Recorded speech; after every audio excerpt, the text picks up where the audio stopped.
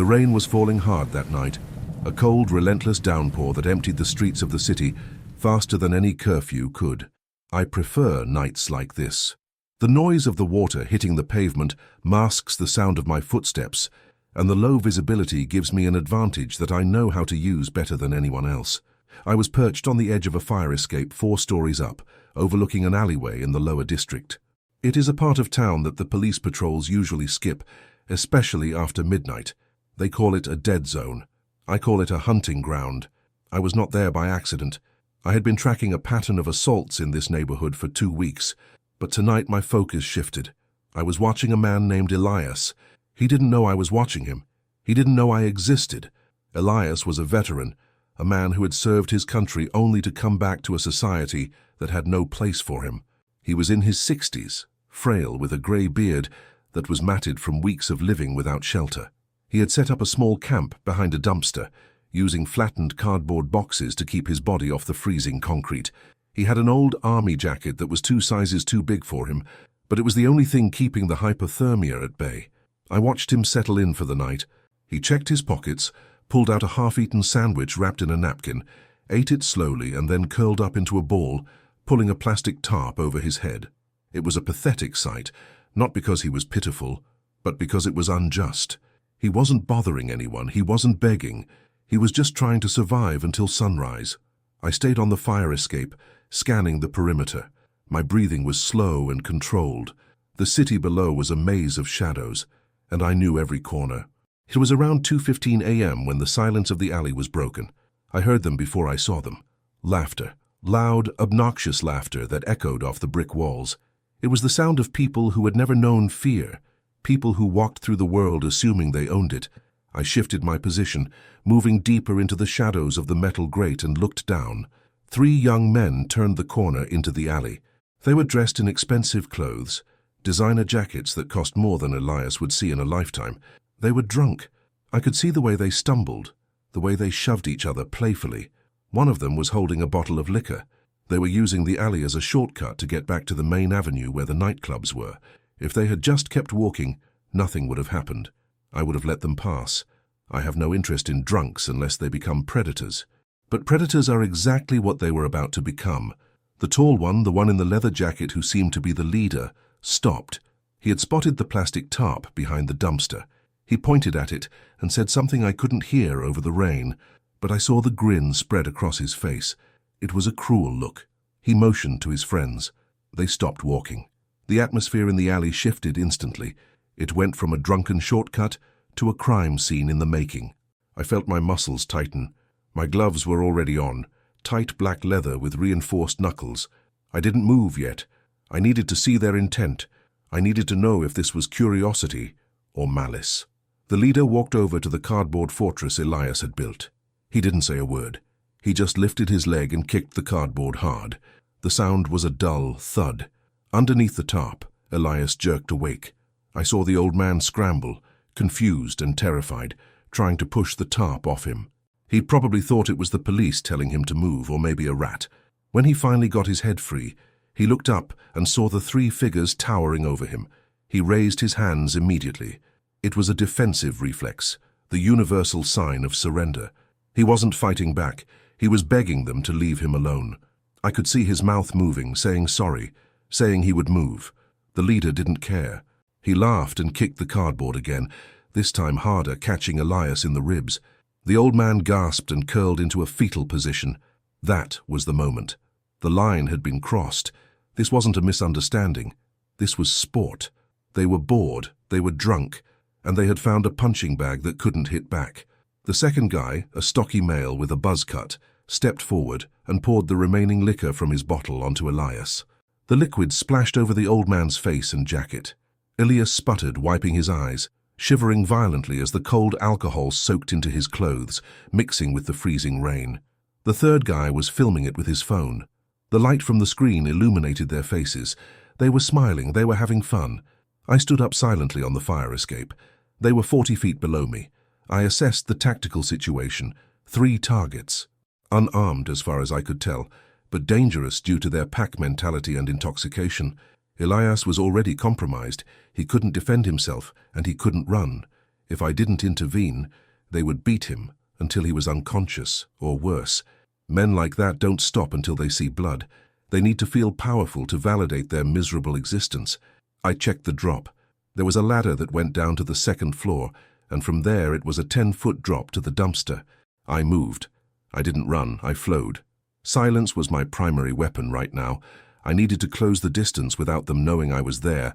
I descended the ladder rapidly, sliding down the rails with my boots clamped on the sides to control the speed. I reached the second-level platform. Below me, the abuse was escalating. The leader had grabbed Elias by the collar of his jacket and was hauling him up to his feet.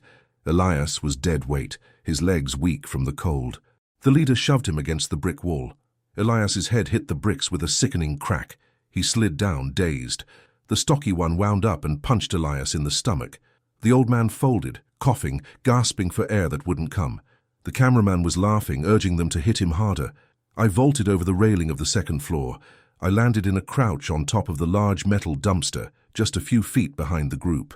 The rain masked the sound of my boots hitting the metal. I was directly behind them now. They were focused entirely on Elias. The leader was shouting at the old man, demanding money, demanding respect, demanding things Elias couldn't give. I stood up to my full height on the dumpster. From this vantage point, I loomed over them. I took a deep breath, filling my lungs with the cold, damp air. I stepped off the dumpster, landing on the wet asphalt of the alley floor. My boots made a heavy, deliberate splash. The sound was out of place. It was too heavy, too solid. The guy filming was the first to notice. He turned around, the phone still held up. The light from the screen swung across the darkness and caught me. I saw his eyes go wide. He saw a figure dressed entirely in black tactical gear, absorbing the light rather than reflecting it. He saw the mask that covered the lower half of my face. He saw the intent in my eyes. He lowered the phone slowly, his mouth opening to warn his friends, but the words stuck in his throat. The fear paralyzes people who aren't used to violence. He froze. I didn't wait for him to speak. I walked forward. The leader and the stocky guy were still focused on Elias. The leader had his hand raised for a backhand slap. I closed the distance to the cameraman in 2 long strides. I grabbed the wrist holding the phone and squeezed. I felt the bones grind together. He yelped, a high-pitched sound of pain, and dropped the phone. It shattered on the ground. The noise alerted the other 2. The leader spun around, his hand dropping from Elias's collar. The stocky guy turned too, his fists still clenched. They looked at their friend, who was now on his knees, gripping his crushed wrist, and then they looked at me. For a second, there was silence. The rain drummed against the dumpster. Elias slumped against the wall, sliding down to the ground, barely conscious. The leader squinted at me. He was trying to process what he was seeing. He expected a cop, or maybe another homeless man. He didn't expect a wall of muscle and Kevlar, but the alcohol gave him a false sense of bravery. He stepped away from Elias and puffed out his chest. He took a step toward me. He asked who I was. He used a derogatory term. He asked if I wanted a piece of the action. He had no idea that the action was about to consume him entirely. I didn't answer. I never answer. Words are for negotiation, and I was not there to negotiate. I tilted my head slightly, observing his stance. He was right-handed. He was shifting his weight to his back foot, preparing to throw a punch. Predictable. Amateur. I looked at the stocky guy. He was more hesitant, backing away slightly, looking at the exit of the alley. He was the runner. I catalogued that. I had to take out the leader first to break their morale, then secure the runner before he could escape and bring help or police. The cameraman was already out of the fight, whimpering on the wet ground. The leader lost his patience. He lunged at me, throwing a wide, sloppy haymaker punch aimed at my head. It was slow, painfully slow. I stepped inside his guard, deflecting his arm with my left forearm. The impact was negligible. I didn't strike him back immediately. I wanted him to feel the futility of it. I grabbed his shirt with my right hand and shoved him backward. He stumbled, his expensive shoes slipping on the wet pavement, and fell hard onto his back. He looked up, shocked. The air had been knocked out of him. He scrambled backward, crab-walking away from me. I turned my gaze to the stocky one. He saw his leader fall and panic set in. He bolted. He turned and started sprinting toward the mouth of the alley. I didn't chase him. Not yet. I knew this alley. I knew that 30 yards down there was a chain-link fence that had been put up for construction. It was 10 feet high. He wasn't getting out that way. I watched him run, Watched him realize the trap. Watched him hit the fence and frantically try to climb it. He was slipping, his fingers unable to find purchase on the wet metal. I turned back to the leader. He was getting up now, anger replacing the shock. He pulled a knife from his pocket. A switchblade. The blade clicked open, gleaming in the dim light. Now it was a lethal threat. The rules of engagement had shifted. He wasn't just a bully anymore, he was a combatant. He slashed the air in front of him, trying to keep me back. He yelled at me to back off. He said he would cut me. I looked at the knife, then at his eyes. I saw the tremor in his hand. He was terrified. He was holding the knife like a talisman, hoping it would make me disappear. I took a step forward. He slashed again, closer this time. I watched the arc of the blade. I calculated the timing. I moved with explosive speed. As he lunged for a stab, I sidestepped to the left, grabbing his wrist with my left hand and twisting it outward. The mechanics of the joint lock are simple. Force against the natural range of motion. He screamed as his wrist snapped. The knife clattered to the ground. I didn't let go. I pulled him in close, driving my knee into his solar plexus. All the air left his body in a rush. He collapsed forward, gasping, retching. I let him drop. He curled up on the wet asphalt, clutching his stomach, unable to breathe, unable to fight. I kicked the knife away, sending it sliding under the dumpster. 2 down, 1 trapped. I looked over at Elias. He was sitting up now, staring at me with wide, fearful eyes. He didn't know if I was a savior or a new threat. I held up a hand to him, palm out, a gesture to stay put. I wasn't done. I turned and began walking toward the fence where the stocky guy was still struggling to climb. He had made it halfway up but was stuck. He looked back over his shoulder and saw me coming. He saw his friends on the ground. He started screaming for help, but the rain drowned out his voice, and the high walls of the alley kept his desperation contained. I walked slowly. I wanted him to feel every second of the approach. This was the psychological part of the punishment. The anticipation of pain is often worse than the pain itself. When I reached the fence, he was at the top, trying to swing his leg over. I reached up and grabbed his ankle. He kicked at me, his boot grazing my shoulder, but my grip was iron. I pulled. He lost his grip on the wet chain link and fell. He hit the ground hard, rolling to absorb the impact, and scrambled to his feet. He was cornered, back against the fence, chest heaving, rain dripping from his buzz cut. He put his hands up. He started pleading. He said it was just a joke. He said they didn't mean anything by it. He offered me money. He reached for his wallet. I slapped his hand away. I didn't want his money. I wanted his understanding. I wanted him to understand vulnerability. I grabbed him by the lapels of his jacket and slammed him against the fence. The metal rattled loudly. I leaned in close. I didn't speak. I just stared into his eyes until he looked away. I could smell the fear on him, sharp and sour. I released him and he slid down the fence, covering his head with his hands, waiting for a beating that I delayed. I walked back to the center of the alley. The 3 of them were now neutralized. The cameraman was cradling his arm, the leader was dry heaving on the ground, and the runner was cowering by the fence. I dragged the leader by his collar and threw him next to the cameraman. I signaled for the runner to come over. He hesitated, but one look at me was enough. He crawled over, joining his friends.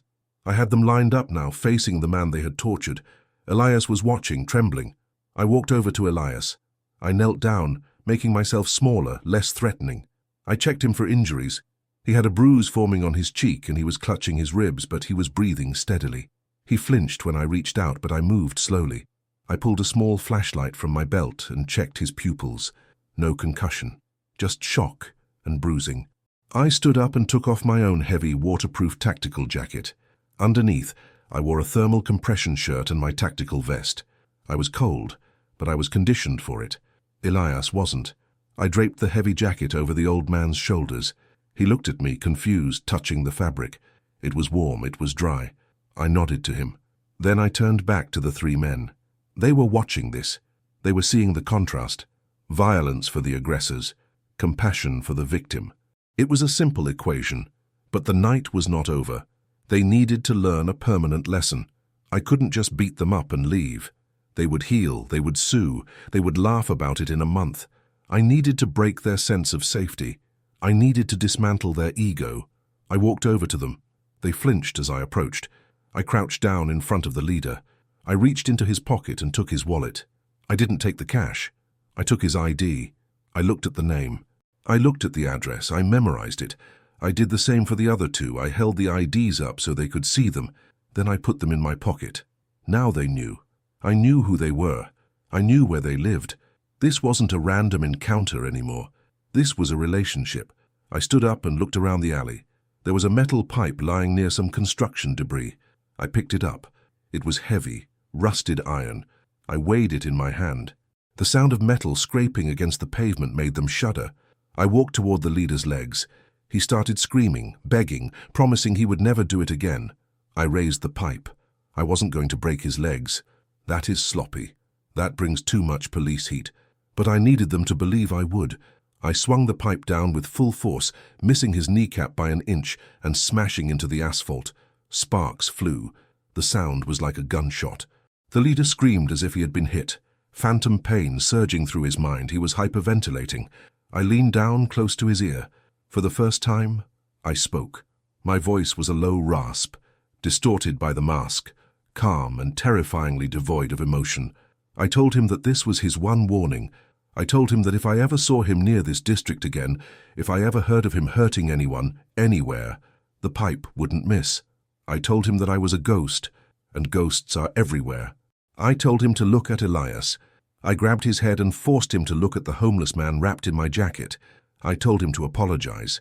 He sobbed out an apology. It was pathetic, but it was loud enough. The other two apologized too, desperate to join the chorus of regret. I stood up. The lesson was implanted. Fear is a powerful instructor. I took the crushed phone and the switchblade. I walked to the sewer grate and dropped them in. Gone. I looked at Elias one last time. He gave me a small, shaky nod. He understood. I turned to the three men and pointed to the exit of the alley. "Run," I whispered. They didn't hesitate. They scrambled to their feet, slipping, falling, helping each other up, not out of loyalty, but out of a desperate need to escape the monster in the alley. They ran. They didn't look back. I watched them until they turned the corner and disappeared. The alley was quiet again, save for the rain. I was soaked, the cold biting into my skin through the compression shirt, but my blood was hot. I checked on Elias. He was pulling my jacket tighter around him. "Thank you," he croaked. I didn't reply. I just pointed to the main road, indicating he should move to a safer spot, maybe the 24-hour diner down the block where they let people sit if they bought coffee. He nodded and started to gather his things. I waited until he was moving. Then I walked to the fire escape. I climbed up into the shadows. I didn't go home. The night was still young. There were other alleys, other predators. But as I moved across the rooftops, I knew that for tonight, in this one small corner of the city, justice had been served. The balance had been restored. But the feeling didn't last. It never does. The anger always comes back. The city is a machine that produces victims, and I am just one man trying to jam the gears. This was just the beginning of the night. My patrol usually lasts until 5 a.m. I moved 5 blocks east towards the docks. The rain was getting heavier, turning into a storm. The wind howled through the gaps between the buildings. I needed to keep moving to stay warm. The adrenaline from the encounter was fading, leaving a cold clarity in its wake. I replayed the fight in my mind. The leader's sloppy punch, the fear in their eyes. It was almost too easy. These were soft targets, but soft targets can still do damage. If I hadn't been there, Elias would be in the hospital or the morgue. That is the reality. The world is full of wolves who think they are lions until they meet a hunter. I stopped on a rooftop overlooking a warehouse complex. This was cartel territory. A different kind of game, higher stakes, more guns. I wasn't planning on engaging tonight, just observing, gathering intel. I lay flat on the gravel roof, using my binoculars to scan the loading bay. 2 trucks were parked. Men with assault rifles were patrolling the perimeter. This was the source of the rot. The kids in the alley were just symptoms. This was the disease. I watched them for an hour, noting the guard rotation, the license plates, the faces. I was building a file. Someday I would burn this place down, but not tonight. Tonight I had another destination in mind. I received a ping on my encrypted scanner. Police frequency. A dispatch call about a break-in in progress at a residential area 3 miles north. High-end neighborhood. But the response time was estimated at 20 minutes because of the storm and flooding on the main highway. 20 minutes is a lifetime. I could make it in 10. I stood up and started running. Parkour across the rooftops is faster than driving in this city. I jumped the gaps between buildings, measuring the distance instinctively, landing with a roll to distribute the impact. My body was a machine, honed for this specific purpose. I didn't feel fatigue, I didn't feel the cold. I only felt the drive to be where I was needed. The city was screaming, and I was listening. As I ran, I thought about the IDs in my pocket. I would need to do a background check on them later, ensure they didn't have a history I missed. If they did, the warning I gave them might need to be revised. I don't leave loose ends. I am methodical. That is how I survive. That is how I win. The rain lashed against my face, cleansing me, fueling me. I am the necessary evil. I am the consequence. And the night was far from over. I arrived at the residential district in 9 minutes. My lungs were burning, not from exhaustion, but from the intake of freezing air. This neighborhood was different. It was silent, manicured, and deceptive.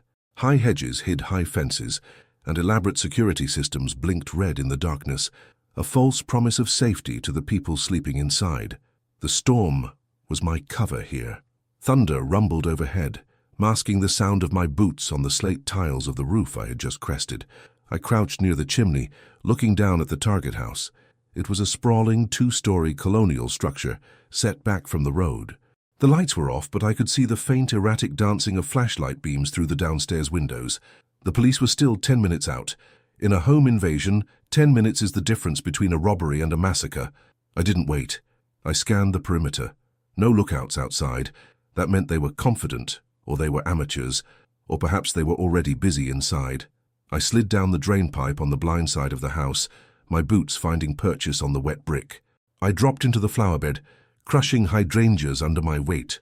I moved to the back door. It had been pried open. The wood around the lock was splintered. Professional work, done with a crowbar, but forceful. I slipped inside. The air in the house was warm and smelled of lavender and fear. The silence was heavy. I could hear the storm outside, muffled now, but inside I heard the creaking of floorboards above me. They were upstairs. I moved through the kitchen, avoiding the islands and the stools, stepping on the edges of the floor where the boards don't squeak. I was a shadow in a house full of shadows. I reached the bottom of the staircase. I listened. Voices, low, aggressive whispers. A woman's sob, quickly stifled. A child crying. The rage flared in my chest, hot and familiar, but I pushed it down. Rage makes you sloppy. Ice makes you lethal. I needed to be ice. I crept up the stairs, hugging the wall. There were 3 voices, 3 intruders. I reached the landing.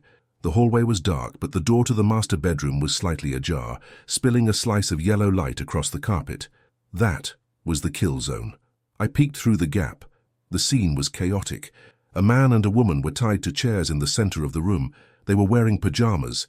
Their faces were pale, eyes wide with terror. A little girl, maybe 7 years old, was sitting on the bed, hugging her knees, paralyzed with shock. 2 men in ski masks were tearing the room apart, pulling drawers out of the dresser, dumping jewelry boxes onto the floor. The third man, the one holding a pistol, was pacing in front of the couple. He was shouting at the husband, demanding the combination to a wall safe hidden behind a painting. The husband was stammering, trying to give the number, but he was too terrified to remember it clearly. The gunman struck him across the face with the pistol grip. Blood sprayed onto the white carpet. The woman screamed. The gunman pointed the weapon at her. This was the tipping point, the escalation. I had to act now. I couldn't breach through the door. The gunman would fire before I crossed the threshold. I needed a distraction. I looked down the hall. There was a vase on a side table. I picked it up. It was heavy, porcelain. I didn't throw it. I rolled it down the stairs. The sound of the heavy vase thumping down the carpeted steps and shattering on the tiled foyer below was explosive in the quiet house. It sounded like a second entry. The gunman froze. He spun toward the door. "Check it," he barked at one of the men searching the drawers. The man hesitated, then grabbed a crowbar and moved toward the bedroom door. I pressed myself flat against the wall in the dark hallway, right next to the doorframe. I stopped breathing. The man with the crowbar stepped out, looking toward the stairs, his back to me for a fraction of a second. That was all I needed. I wrapped my arm around his neck in a sleeper hold, pulling him backward into the darkness of the hallway. He flailed, the crowbar hitting the wall with a dull thud, but I tightened the grip, cutting off the blood flow to his brain. He went limp in 5 seconds. I lowered him silently to the floor. One down. Inside the room, the gunman was getting agitated. "What is it?" he yelled. No answer. "Mike," he called out. Silence. The fear of the unknown is a powerful weapon. The gunman signaled the second searcher to go look.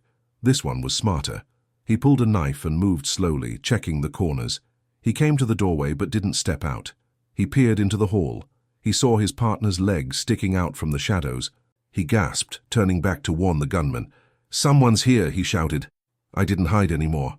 I kicked the door wide open, the heavy wood slamming into the man with the knife, sending him stumbling back into the room. I flowed into the room behind the door. The gunman swung his pistol toward me. I was already moving laterally. I threw a small, weighted throwing spike, a tool I keep for distractions, at the light fixture on the ceiling. The bulb shattered. The room plunged into semi-darkness, lit only by the streetlights filtering through the rain-streaked windows. The gunman fired blindly. The muzzle flash was blinding in the dark room. The bullet buried itself in the wall, inches from my head. The noise was deafening. The family screamed. I used the flash to locate him. He was disoriented, his night vision gone. I had the advantage. I wear low-light contact lenses that help with contrast. I saw his silhouette. I closed the distance. He tried to aim again, but I was inside his guard. I grabbed the barrel of the gun, pushing it away from the family and twisting it upward. The metal was hot. I drove my palm into his nose, shattering the cartilage. He howled, his finger slipping off the trigger. I ripped the gun from his hand and tossed it across the room, sliding it under the bed. He swung a wild fist at me. I ducked, weaving under the blow, and delivered 2 rapid strikes to his ribs. I felt them crack. He doubled over. I finished it with a sweep of his legs, sending him crashing to the floor. I pinned him with my knee on his neck.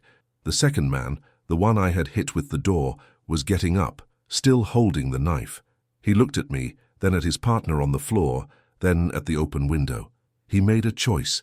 He ran for the window, intending to jump onto the porch roof. I let him go. I couldn't leave the gunman unsecured to chase him, and the fall from the wet roof would likely do the job for me. I heard him scramble out, slip on the slick tiles, and then a heavy thud followed by a groan of pain from the yard below. I turned my attention back to the gunman. He was struggling, trying to throw me off. I applied more pressure. "Stay down," I growled. My voice was a low rumble, barely human. He stopped moving. I zip-tied his hands behind his back. I did the same to his feet. He wasn't going anywhere. I stood up. The room was quiet again, except for the heavy breathing of the father and the sobbing of the mother. I walked over to the parents. I used a small blade to cut the ropes binding their wrists. They were shaking so hard they could barely stand. The father looked at me. He saw the mask, the tactical gear, the darkness that seemed to cling to me. He didn't know if he should thank me or fear me. "Who are you?" he whispered, pulling his wife close. I didn't answer. I walked over to the bed where the little girl was. She was staring at me, her eyes wide. She wasn't crying anymore. She was curious. I reached into my belt pouch and pulled out a small, simple object, a challenge coin, solid black with a silver weighing scale on it. I placed it on the nightstand. "Lock the door," I said to the father. "Police are 2 minutes away." I walked to the window. I looked down. The man who had fallen was limping across the lawn, dragging a twisted leg. He wouldn't get far. The sirens were audible now, wailing in the distance, getting louder. Blue and red lights began to reflect off the wet trees down the street. My job here was done. I climbed out the window, stepping onto the roof. I didn't look back. I disappeared into the storm just as the first cruiser screeched into the driveway. I moved through the shadows of the neighboring yards, a phantom in the night. I wasn't a hero. Heroes stay and sign statements, heroes get medals, I get results. And tonight a family was safe because I was there. But the night was heavy on me. 2 violent encounters in 2 hours. The city was bleeding, and I was just stitching the wounds as fast as they opened. I needed to regroup. I needed to process the intel from the alley, the 3 rich kids, the IDs. I made my way to my safe house. It wasn't a cave or a high-tech bunker. It was a basement apartment in an abandoned industrial building in the grimmier part of the city. The building was slated for demolition, tied up in bureaucratic red tape that would keep it standing for another year. It was off the grid. No digital footprint. I entered through a hidden hatch in the loading dock, dropping down into the darkness. I switched on the generator. The lights flickered and hummed to life, revealing a space that was purely functional.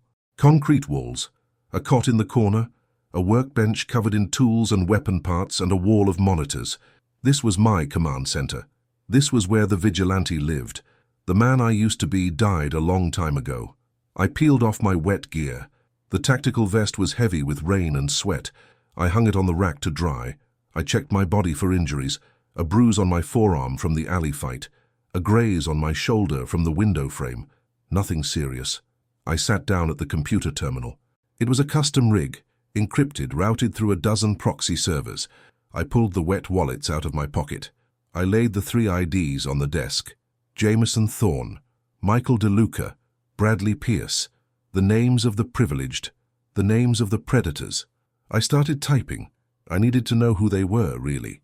Were they just bored sociopaths, or was there something more? I ran their names through public records, social media, and then, through the back doors I had access to, police databases, sealed juvenile records, the results began to populate the screens. Jameson Thorne, son of a city councilman. That explained the arrogance, that explained why he thought he was untouchable. Michael DeLuca. His father was a prominent defense attorney known for getting high-profile criminals off the hook. Bradley Pierce. His family owned a construction conglomerate that had major contracts with the city. They were the elite, the sons of the city's architects. But as I dug deeper, a pattern emerged. These weren't just spoiled kids. There were sealed incidents. Assault charges dropped. Vandalism reports that disappeared. A hit-and-run 2 years ago involving a car registered to Thorne, where the victim was paid off and the witness recanted. The system had been protecting them for years. They had been practicing. Tonight in the alley wasn't an aberration, it was an escalation. They were testing their boundaries, seeing how much blood they could spill before someone stopped them. And I had stopped them. But something on the screen caught my eye. A cross-reference in the police database. A location tag. The construction company owned by Pierce's family, Pierce and Sons, was the primary contractor for the renovation of the warehouse district.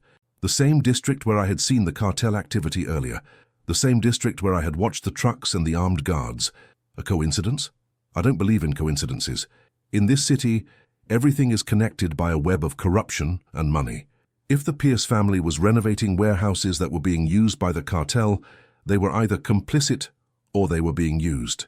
And if Bradley Pierce was out here assaulting homeless veterans for fun, the moral rot ran deep in the bloodline. I leaned back in my chair, the glow of the monitors illuminating the scars on my chest. I picked up the switchblade I had taken from Thorne. I flicked it open. The blade was sharp, expensive, a toy for him, a weapon for me. I realized that the encounter in the alley was more significant than I thought. I hadn't just saved Elias. I had stumbled onto a loose thread of a much larger tapestry. If I pulled on this thread, what would unravel? The councilman, the lawyer, the construction magnate, the cartel. The scope of the mission was expanding. I looked at the time. 4:30 a.m. The sun would be up soon. The city would wake up, put on its mask of civility, and go to work. But I knew what lay beneath. I knew the monsters were real, because I had looked them in the eye. I needed sleep. A few hours of restless, dreamless sleep before the day began. I had to maintain my cover life during the day, a mundane existence that made me invisible, but my mind wouldn't shut down. I kept seeing Elias's face, the fear, and then I saw the face of the little girl in the bedroom, the innocence, 2 ends of the spectrum, both vulnerable, both needing protection. This is why I do it. This is why I endure the pain, the isolation, the cold. Because if I don't, who will? The police are overwhelmed or bought. The system is broken. I am the patch. I am the fix. I turned off the monitors. The room went dark, save for the blinking green light of the server. I lay down on the cot, staring at the concrete ceiling. I listened to the pipes groaning in the walls. I thought about the next move. I would stake out the Pierce construction site tomorrow night. I would see what the connection was. And as for the 3 boys, I would keep a close watch on them. If they strayed again, if they hurt anyone else, the warning would expire, and I would collect the debt. I closed my eyes, but the darkness behind my eyelids was filled with faces, the faces of the people I couldn't save. They are the ghosts that haunt me. They are the fuel for the fire that burns inside me, the fire that never goes out. The next day was grey.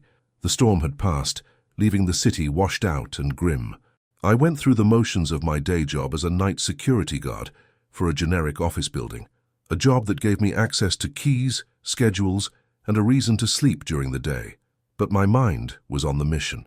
I spent my break analyzing the construction blueprints of the warehouse district on my tablet.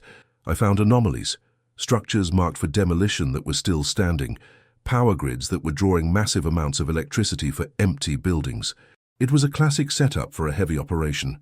Drugs, weapons, human trafficking, whatever it was, the Pierce Company was providing the infrastructure, and the sun was out playing gangster in the alleys. Evening came. The transition. The ritual.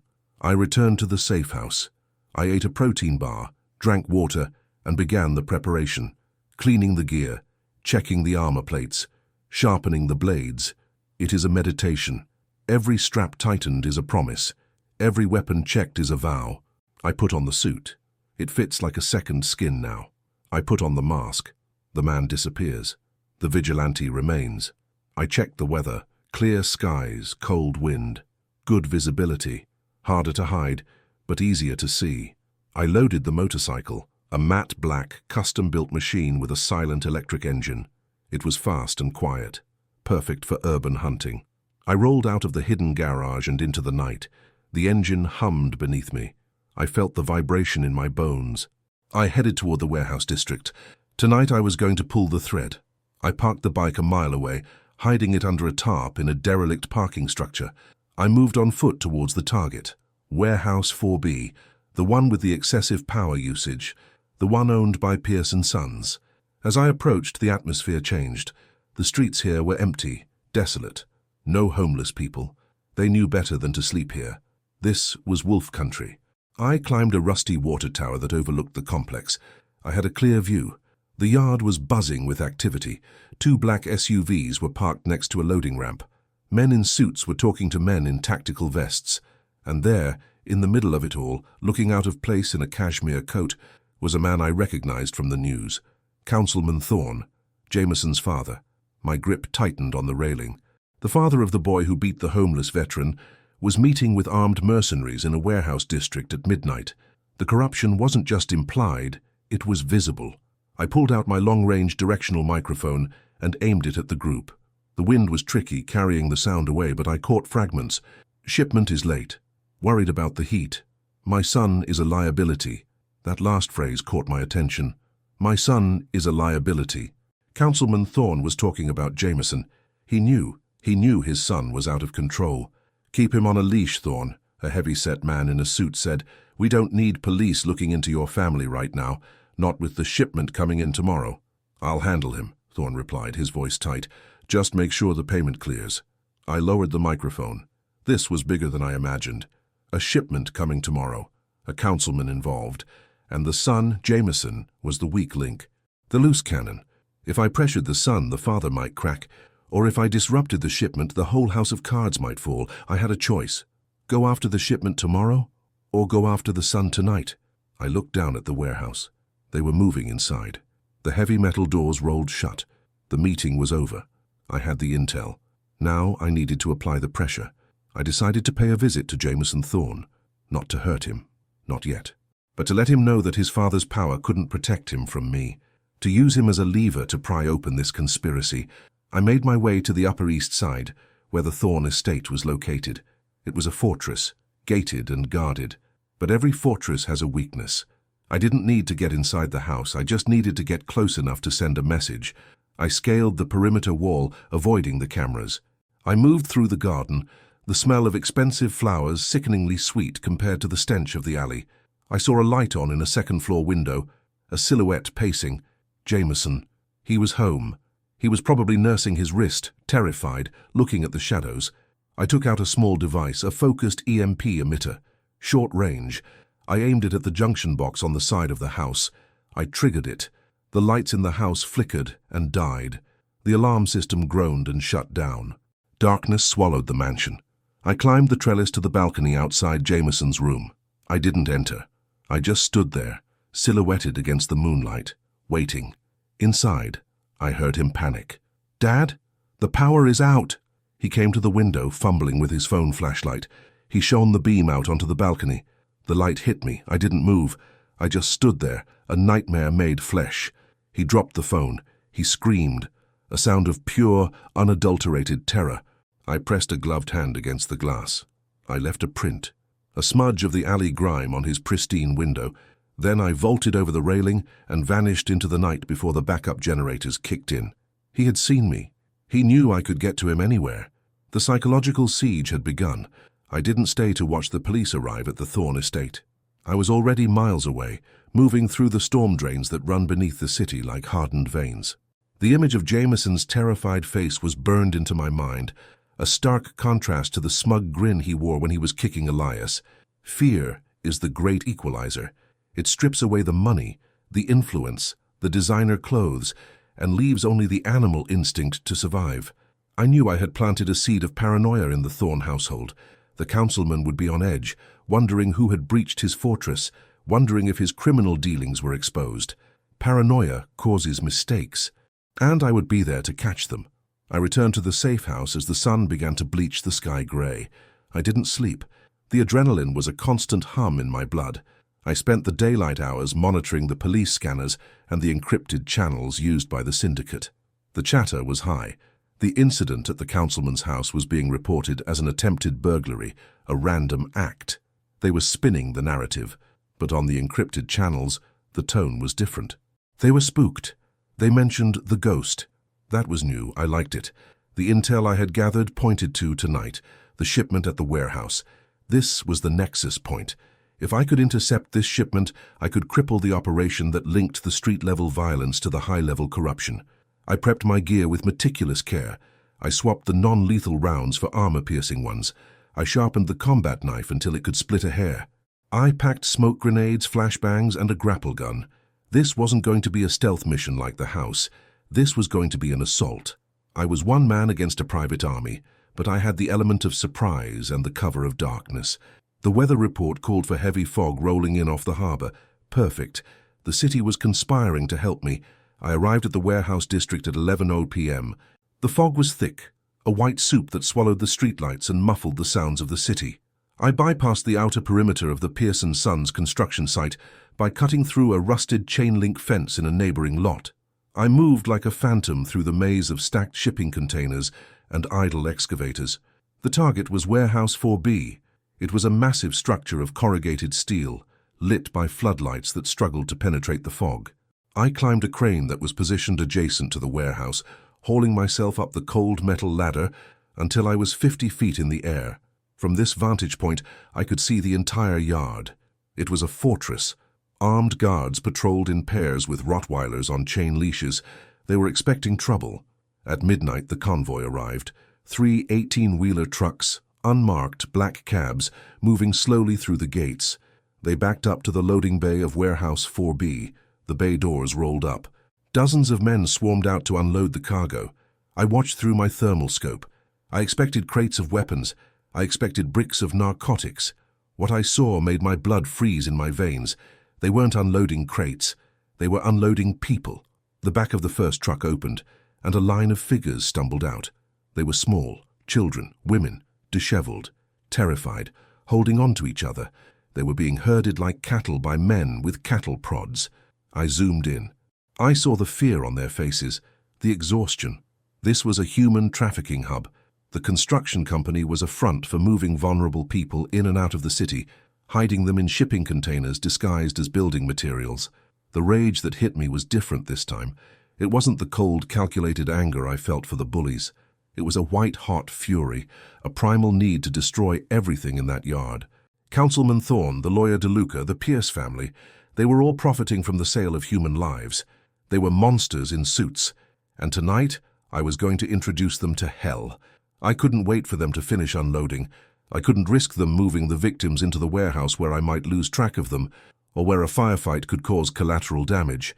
I had to strike now, while they were in the open, while there was confusion. I checked my gear one last time. I had 10 flashbangs. I had a suppressed submachine gun. I had my fists. I targeted the main floodlight tower that illuminated the yard. I raised my rifle and fired a single shot. The light exploded in a shower of sparks. The yard was plunged into semi-darkness, lit only by the headlights of the trucks and the dim security bulbs. Panic erupted below, shouts, dogs barking. I didn't hesitate.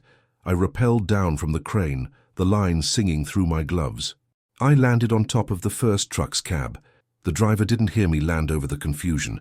I dropped through the open driver's side window, knees first, slamming into his chest. He was out before he knew what hit him. I dragged him out and tossed him to the ground.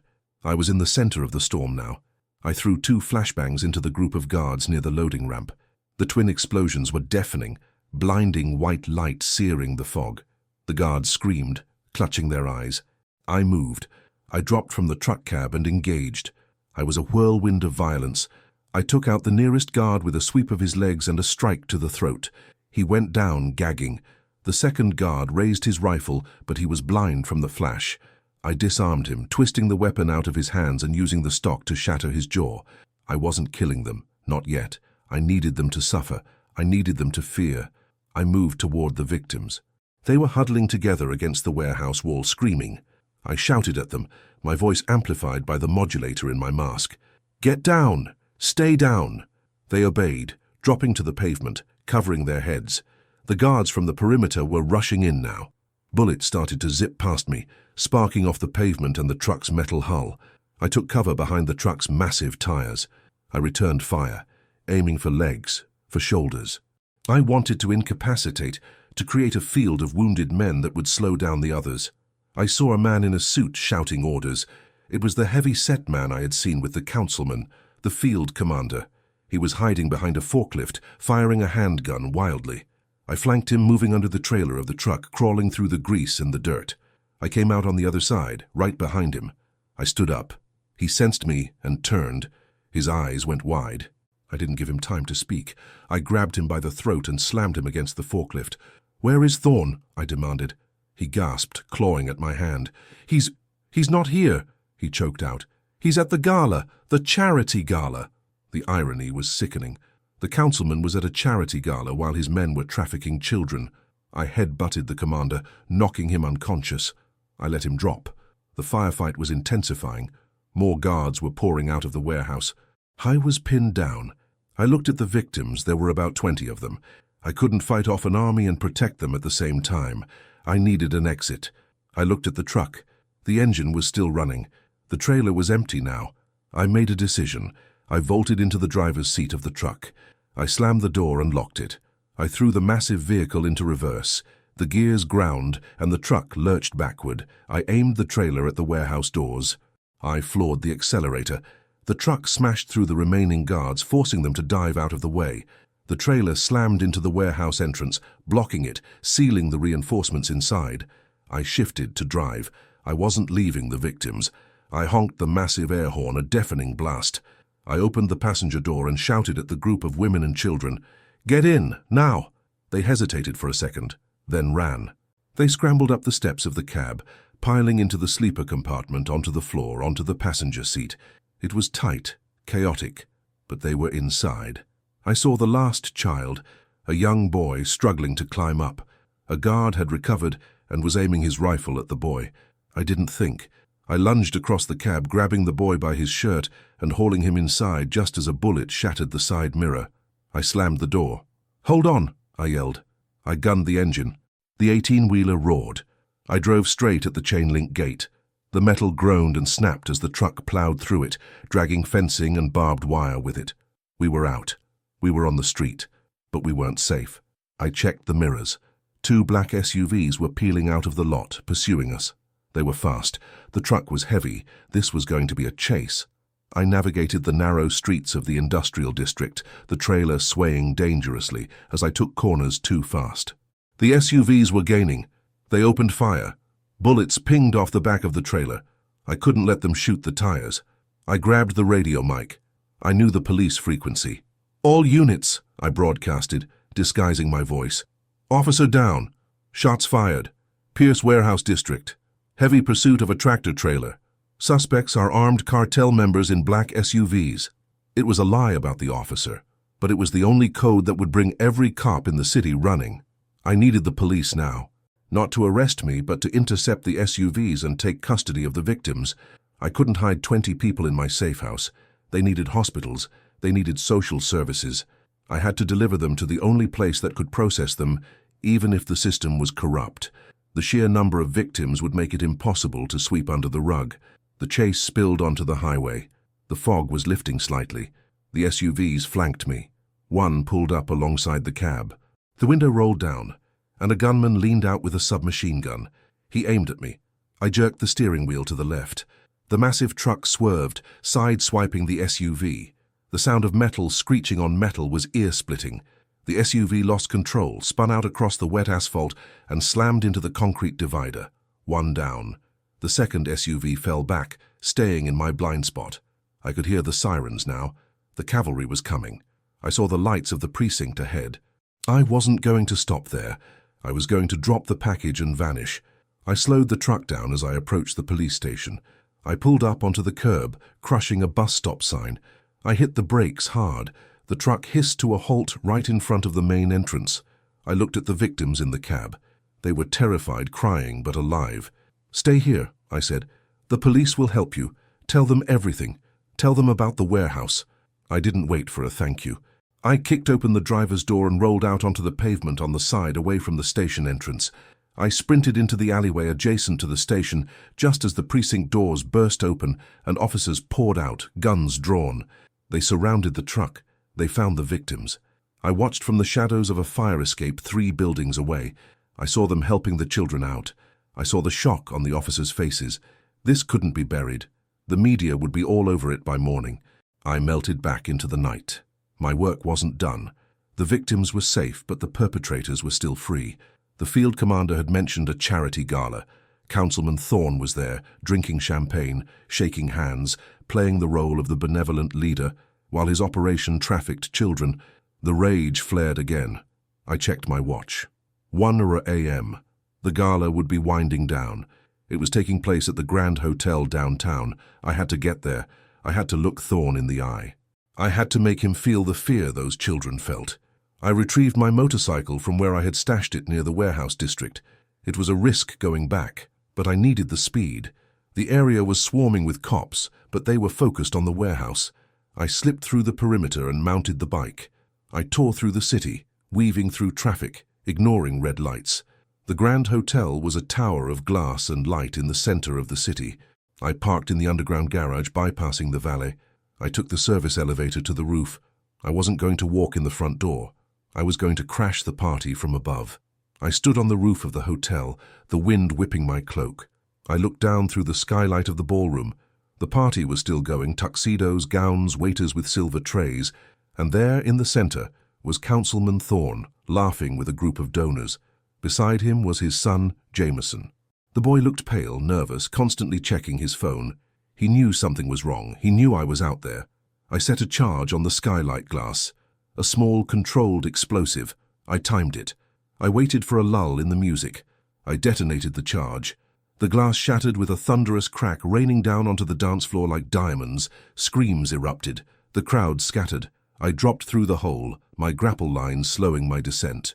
I landed in a crouch in the center of the cleared circle on the ballroom floor, surrounded by broken glass. The music stopped. The silence was absolute. All eyes were on me, the man in black, the urban legend. I stood up slowly. I looked directly at Councilman Thorne. He dropped his champagne glass. It shattered. Jameson backed away, knocking over a chair. "Thorne," I said. My voice was amplified, booming through the silent hall. "Your warehouse is burning. Your cargo is with the police. The veil is lifted." Security guards began to rush the floor. I threw a smoke pellet at my feet. Thick gray smoke billowed out instantly, filling the room. Panic ensued. People ran for the exits. In the confusion, I moved. I didn't attack Thorne. I didn't need to. I had exposed him in front of the city's elite. I had destroyed his operation. Now, I just needed to escape. I moved through the smoke, using my thermal vision to avoid the civilians. I reached the kitchen doors and burst through. I ran through the kitchen, dodging startled chefs, and out into the loading dock. I was gone before the smoke cleared. The next morning, the city was in chaos. The news was dominated by 2 stories: the discovery of a massive human trafficking ring at a Pearson Sons warehouse, and the terrorist attack at the charity gala by a masked vigilante, but they couldn't spin it completely. The victims were talking. The evidence was overwhelming. Councilman Thorne was under investigation. His assets were frozen. Jameson was in hiding. The first domino had fallen. But I knew this wasn't the end. Thorne was just a middleman. The cartel wouldn't be happy about losing their shipment. They would send someone, a cleaner, an assassin. I sat in my safe house watching the news reports. I was cleaning my armor, patching up the bullet grazes. I was tired. My body ached. But my mind was clear. I had started a war, and I was ready to finish it. I picked up the challenge coin from my desk. The scales of justice. They were tipping back slowly. I looked at the wall where I had pinned the pictures of Thorne, DeLuca, and Pierce. I took a red marker and drew a large X over the warehouse. One head of the Hydra cut off. 2 more would grow. I heard a noise, a subtle scraping of metal on concrete. It came from the ventilation shaft. My instinct screamed. I wasn't alone. I rolled off my chair, grabbing my pistol, just as the vent grate exploded inward. A canister rolled into the room. Tear gas. I held my breath and scrambled for my gas mask. Figures dropped from the ceiling.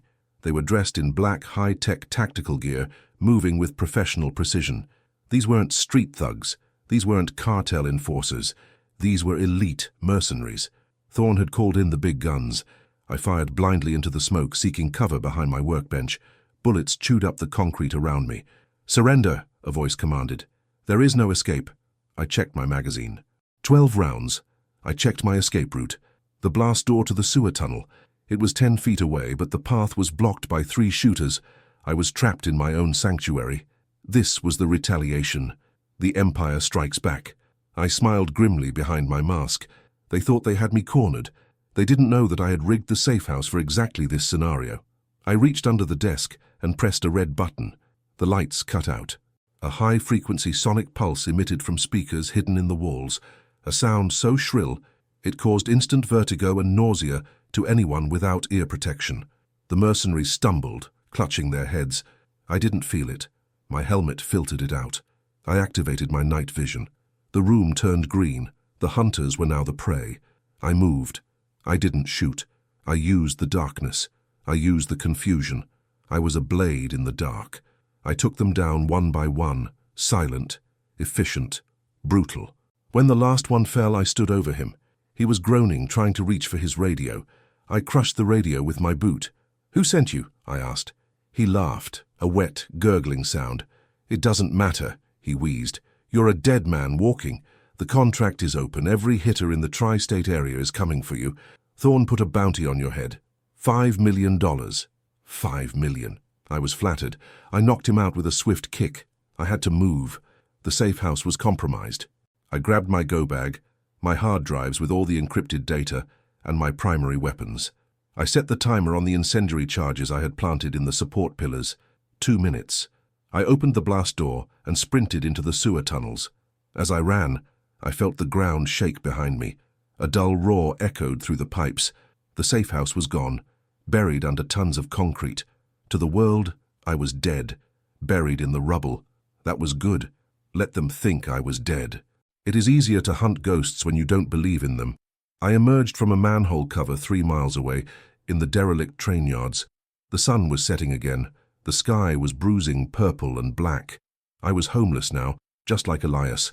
I had no base, no resources, just what I could carry. But I had the truth, and I had the will. I walked along the train tracks, the wind biting at my face. The war had just escalated from a skirmish to a total conflict. Thorne thought money could buy his safety. He thought mercenaries could kill the idea of justice. He was wrong. I wasn't just a man anymore. I was a symbol, and symbols are bulletproof. I checked my ammo. I checked my knife. I walked toward the city skyline, a silhouette against the dying light. The hunt continues.